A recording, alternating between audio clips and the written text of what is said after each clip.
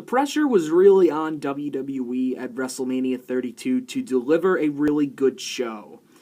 You know, when it comes to booking a WrestleMania, there are three main components that you need to have. That is a good build-up, a good show itself, and then a good aftermath. Because otherwise, if you don't have a good aftermath, then what was the point of the show? So, the pressure was on WWE when it came to WrestleMania 32. Because the build-up to the show was really, really lackluster. And I was really starting to get concerned a couple of weeks leading into the show, specifically I believe it was 2 weeks before the show. I went to Raw in Philly, and they did little build to anything. And even the build that they did came across as lackluster. I know that I'm going to be using the Raw that I went to as the prime example, but to be fair, I have not watched full episodes of Raw, just bits and pieces and highlights. So I'm going to be using that one as an example of how the show was built.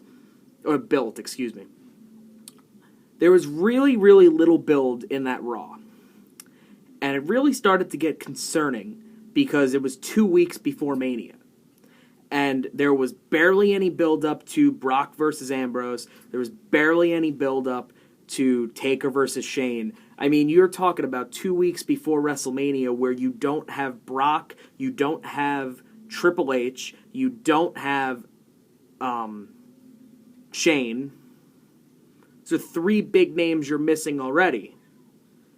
No Brock, no Taker, no Shane, no Triple H. And that was all on that one episode of Raw. 2 weeks before Mania. And they waited until the week after in Brooklyn to build the entire show, in just my opinion. The build-up to WrestleMania 32 was not good. The build-up to it was really poor, and I could argue that it was probably the worst, or one of the worst build-ups to a WrestleMania in history. So like I said earlier, the pressure was on WWE to deliver a show worthy of calling itself WrestleMania, to deliver a show that was worthy of putting 101,000 people in AT&T Stadium in Dallas, Texas. Did the WWE ultimately deliver? Did they not meet my expectations? Did they meet my expectations? Did they exceed my expectations? Well, hold your horses. Let's go to the pre-show first. You know, I feel bad for a lot of people that were still outside AT&T Stadium that did not get to see the entire pre-show. I will say for a fact that going into the pre-show, I had little to no care about the pre-show. Any of the matches, any of the feuds, anything that was pretty much going on. I had little interest. I'm pretty sure I'm not the only one that had the limited interest. Just was what it was. But I feel really bad for the people that did wind up missing the pre-show, because the first 2 matches on it were really solid. Kalisto versus Ryback for the United States title. No, it was not spectacular, and no, it was not a 5-star technical wrestling classic like you would expect down in NXT or in ROH. It was a solid United States Championship match. A really solid match that it's a shame wasn't on the main card.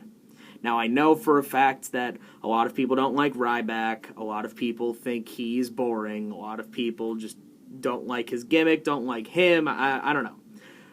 But it was a title match that, in my opinion, was worthy, after watching it, of being on the main WrestleMania show. It was a solid match to watch, and I would watch it again. Then you get the 5-on-5 Divas tag team match, another solid match. No, it was not spectacular. No, it was not the greatest thing since sliced bread, but it was still good enough to get a good feeling going into WrestleMania 32. It was a really solid, Divas tag team match. The only problem with that match is, you see that match on Raw, you see that match on SmackDown, probably, you see that match on Superstars, you see that match on Main Event. It's not fresh. That was the only critique that I had about that match. But it was really solid to watch. Give props to all 10 of those divas that gave it their all, because they really did give it their all. For whatever reason, Dudley's versus Usos happened. I don't know what happened with this match, but there was something not clicking, and it ended so abruptly. It was just a freaking super kick, and that was it. They didn't do anything special. They didn't do anything that stood out as spectacular. They saved the table spots until the end of the match. Now, let me get this straight. You bring back the Dudleys. You have the Usos.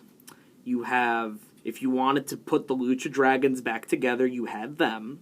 You had the New Day. You had the League of Nations. You had, if you wanted to bring up Enzo and Cass, that's 6 teams right there. You couldn't have done a TLC match or some sort of a big match for the tag team titles on the WrestleMania card. That was the one title that was not defended on the card. And instead it went to a 4-on-3 handicap match that we'll get to later. But why wasn't there some creativity to this? Yes, I know you had a ladder match. Yes, I know you had a street fight. Yes, I know you had a Hell in a Cell. But this is WrestleMania. You need to pull out all the stops. And the people would have loved to see a TLC match. I, for one, would have loved to see it. Especially considering the fact that you have the Dudleys in it. The Dudleys, who are the masters of the TLC match. Other than Edge and Christian and the Hardys. You had them there. They could carry the entire match. And I think that when it comes to WrestleMania 32, that was one of the big misses of the show. Because you bumped Dudley's Usos to the pre-show. I don't even know why the match even took place, because there's really no point to it. What was the point of it? It gets the Usos over, but it's the tag team division. Is that really that big of a launching point? Not really. Now, when it comes to creating WrestleMania 32, you have to have the feeling of a WrestleMania. You have to make the setup all grand. You have to have that feeling of a big deal and a big show. And when I looked at the WrestleMania 32 set and the WrestleMania 32 experience all around AT&T Stadium, it was really damn good. I give props to the WWE's architects and their engineers and stuff like that and people like that. I give credit to them because the set looked amazing. I liked the stage because you had a panel and then a row, a section of seats, and then another panel and then another section of seats. So that way you didn't have to block the entire section of seats on that side of the stadium. You still had people in there, and they could get a really good look at it. I think that they did amazing with the stage. I was a little bit skeptical of the light panels around the Hell in a Cell, but they looked really cool. The lighting looked really cool. There was some screw-ups with the pyro, but I think for the most part, especially the pyros at the end with Roman Reigns, they all looked really good. From a visual standpoint, WrestleMania 32 looked phenomenal. It did, honestly. Now we're going to get to the main show. And what better way to kick off the main show than with this IC title ladder match? Now, I know that a lot of you are mad, and frankly, I am too, that we didn't get Kevin Owens versus Sami Zayn. But you know what? It was what it was. The IC title ladder match opening the show was really damn good. It was miles better than the one they did at WrestleMania 31. It was miles better. They added in more spots. They added more time. The crowd was into it. I can't say the right guy won, but I understand why they had Zack Ryder win. You know, he's been in WWE for a long time. He needed a chance to shine. He got a chance to shine. And it makes you wait to get Kevin Owens versus Sami Zayn at an eventual pay-per-view. It makes you wait for it, and I think that that's a good move by the WWE. From a ladder match standpoint, it was a really solid match. It was a really good opener. It got the crowd into it right away, and that's really all you can ask for in a ladder match at a WrestleMania. Then you had AJ Styles versus Chris Jericho in their 4th freaking match in 2 months. Match was what it was, and honestly, it wasn't that great, but honestly, though, it wasn't that bad. It didn't really hurt the show. The first 2 matches on this show were actually pretty solid. Obviously, the ladder match, which was really good, and then Jericho versus Styles, which was solid. You know, I would have preferred it if AJ went over, but I understood why Jericho did. If Vince didn't put over Sting at WrestleMania, there's no way he's putting over AJ Styles as much as you want it to happen. Then we get to the 4-on-3 handicap match. Oh, sorry, thought somebody was coming. 4-on-3 handicap tag team match between the New Day and the League of Nations. I don't know why this was a handicap match. I thought that the tag title should have been on the line. That was the one title that was not defended, and I don't understand why. But you know what? Match was what it was. The New Day came out, they got the crowd into it, and they turned a really poor match into a memorable moment, especially at the end when you had the League of Nations come out and cut this promo after they went over, and you have Mick Foley, Shawn Michaels, and Stone Cold Steve Austin, and you turned a really big negative into a positive. You turned it into a WrestleMania moment, and I applaud the WWE for doing that. Stone Cold Steve Austin, Shawn Michaels, Mick Foley, they attacked League of Nations. They Stone Cold stunned Xavier Woods. Really good stuff. And it took away, let me rephrase that, it turned a negative into a positive. Because I know there were a lot of people upset that New Day didn't win. I know a lot of people were upset with how the match went on, and so did I. So was I. I was upset with it happening too. I was upset with the match. A, it wasn't for the title. B, it wasn't that good. C, the wrong team went over. They turned something negative into a positive. So I give them props for that.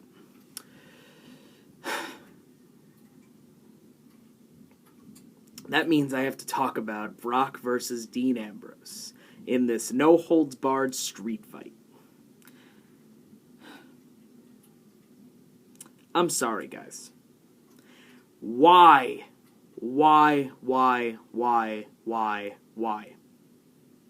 is all I could ask. Why did Brock go over? Why did this match have only 13 minutes?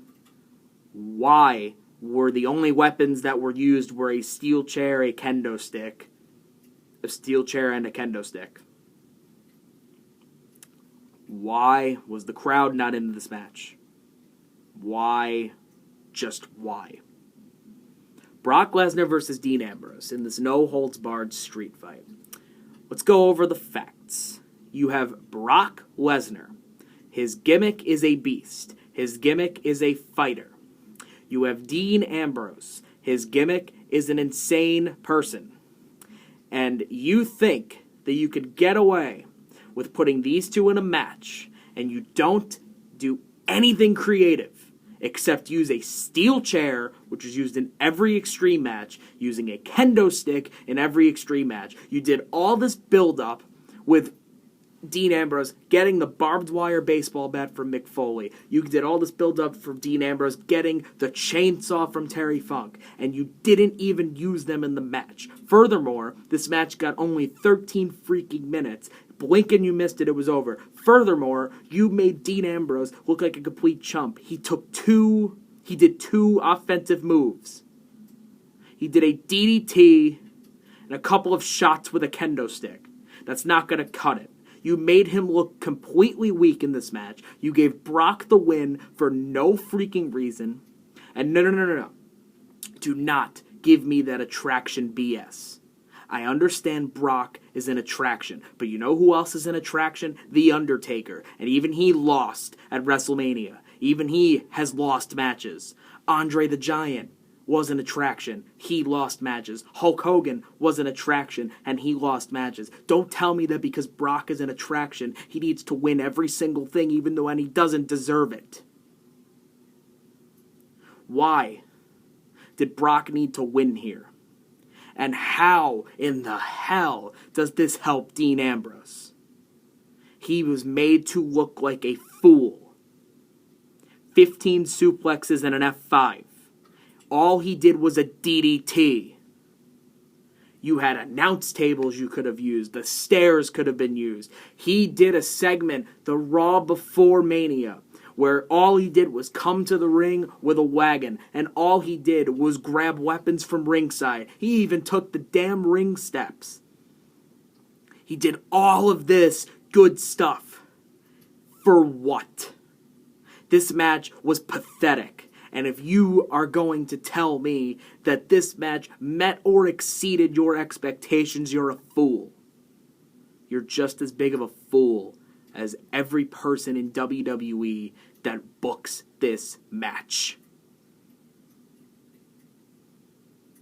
Pathetic. Brock Lesnar versus Dean Ambrose was pathetic. And I was hyped the hell up for months for this match. Because I thought that this match was going to steal the show.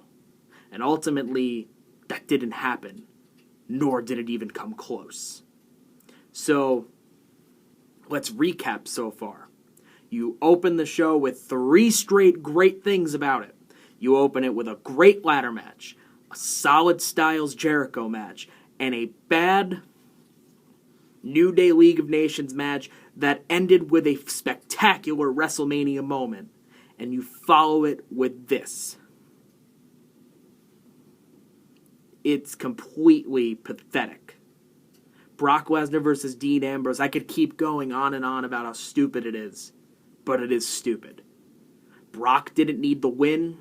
Ambrose didn't need the loss. And for those of you saying, oh, well, now Ambrose is main event ready, how? For those of you saying, oh, Bray Wyatt, he's always been main event ready, how? You cannot be main event ready if you're losing every match. And a lot of people say, oh, wins and losses don't matter in wrestling. When it comes to what happens next, yes, they do. Bray Wyatt has lost everything that he's been in. He didn't even get to beat Big Show, Kane, and Ryback. Big Show, Kane, and Ryback.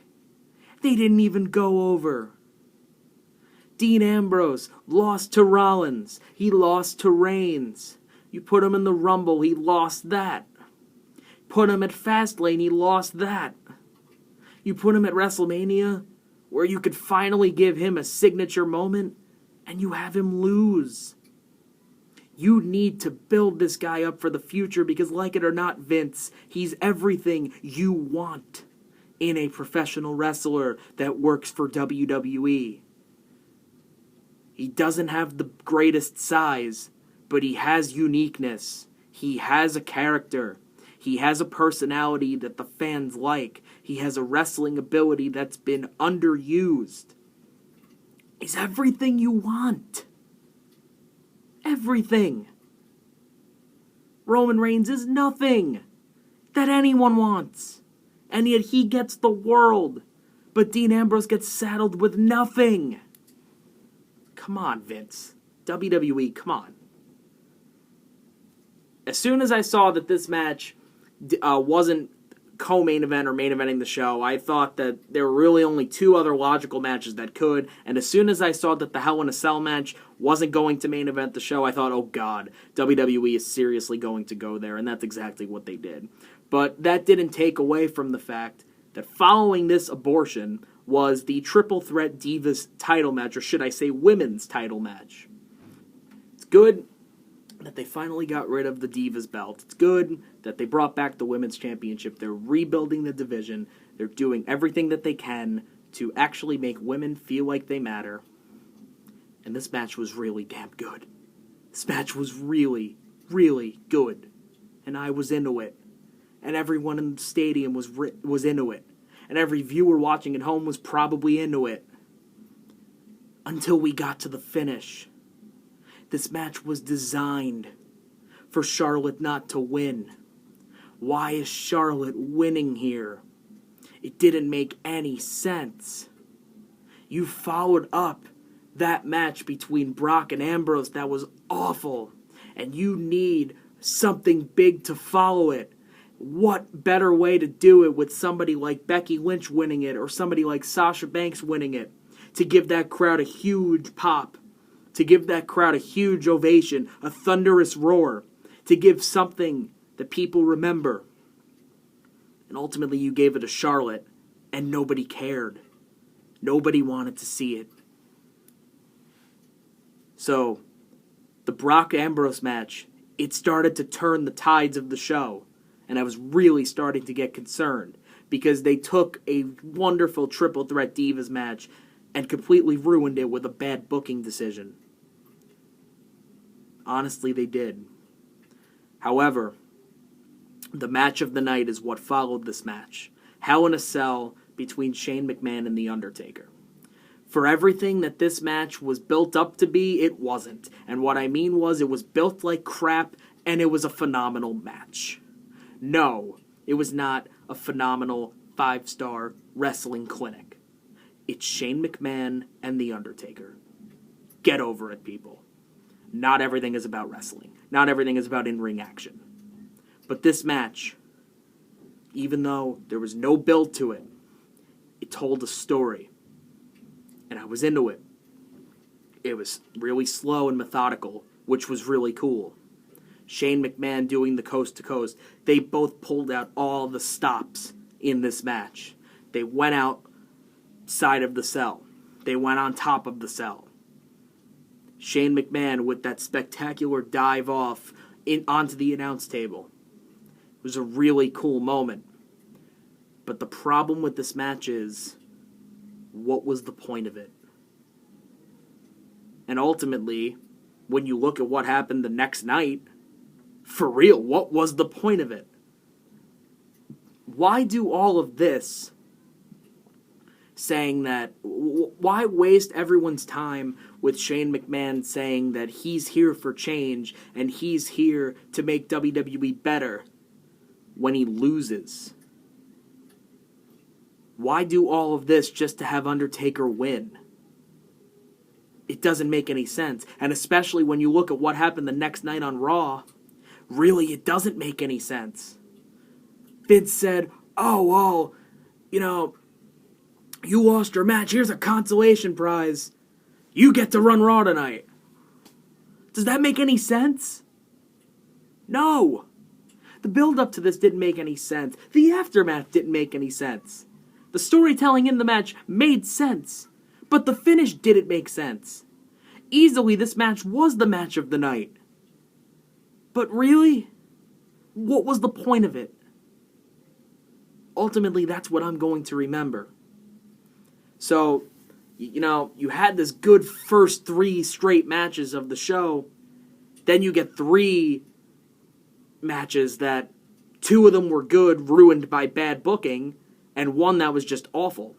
So, honestly, when I saw that this match wasn't going to main event the show, I'm like, wow, Vince McMahon is that stupid. But you know what? He's not when it came to the Andre the Giant Memorial Battle Royal. I know I'm not the only one that was surprised that this match co-main evented the show.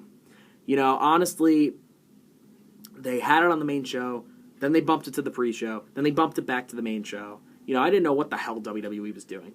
But it was a fun Battle Royal. You had Shaq in there, you had Tatanka in there, you had Diamond Dallas Page in there. You had Mark Henry get some shine. I remember what Michael Cole was talking about a year before when they found out that Wrestlemania was going to be in Texas, and Mark Henry broke down and cried.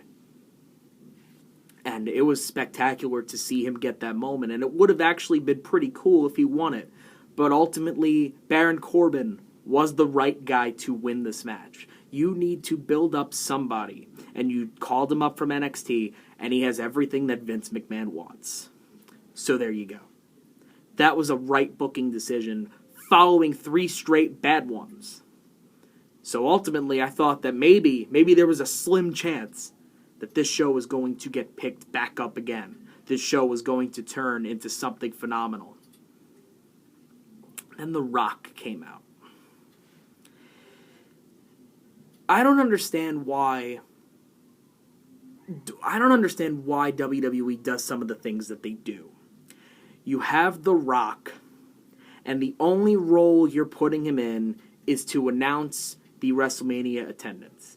And then I'm thinking to myself, well, we haven't seen the Wyatts yet.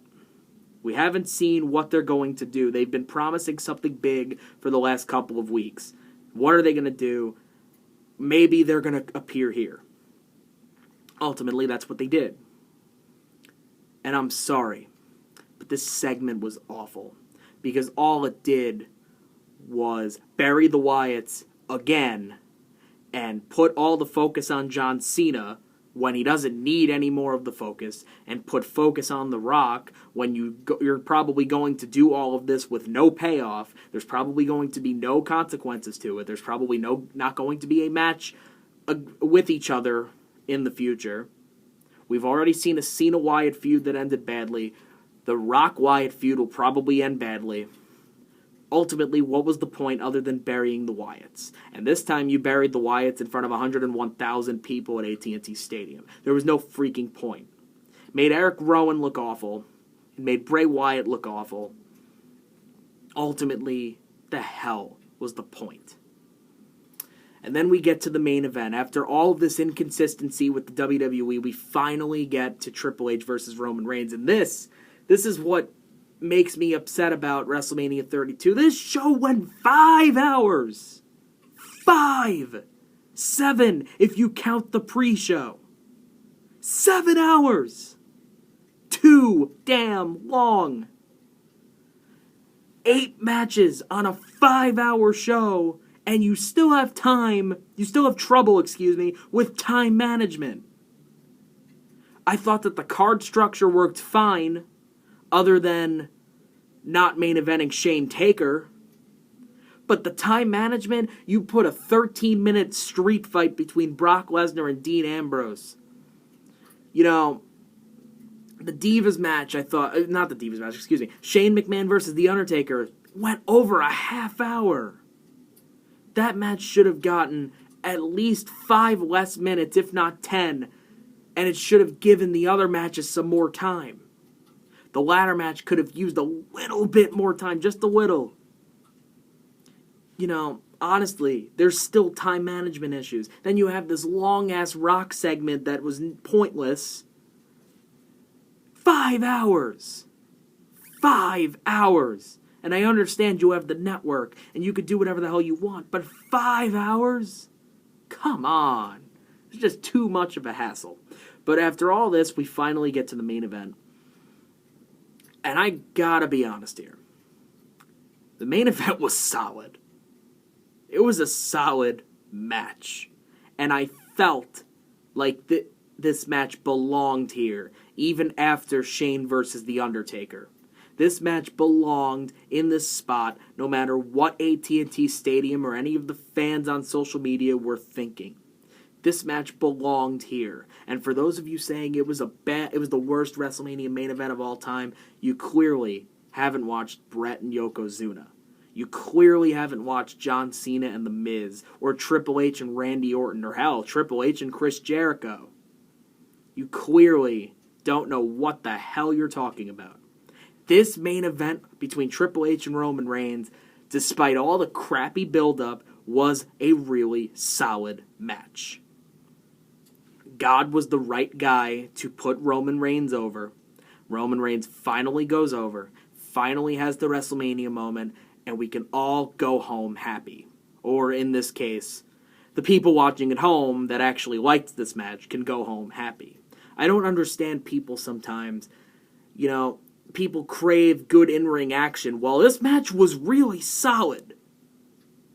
No, it wasn't a 5-star masterpiece, and I have no idea why people still hate Roman Reigns. What did he ever do to you? Get over yourself. Honestly, this match was solid. You want good in-ring action. You got it at WrestleMania 32 with this match. What the hell are you complaining about now? You really think Triple H is the right guy to go over? Triple H, who almost never wrestles, who's pretty much taken on a corporate role. You think that was the right guy to go over this guy, Roman Reigns, that's probably going to be the head of the company for the next 7 to 8 years? I mean, come on. You cannot be that stupid. And this match was solid, and it was a solid match to end the show. And Roman Reigns got his WrestleMania moment. When you look back at WrestleMania 32, it was one of the best shows in terms of in-ring action and in-ring match quality. It was one of the worst shows in booking. That's how I'm going to remember the show. Very inconsistent, very sloppy, very bad booking, and ultimately, if I had to describe it in one word, bizarre. WrestleMania 32 was bizarre.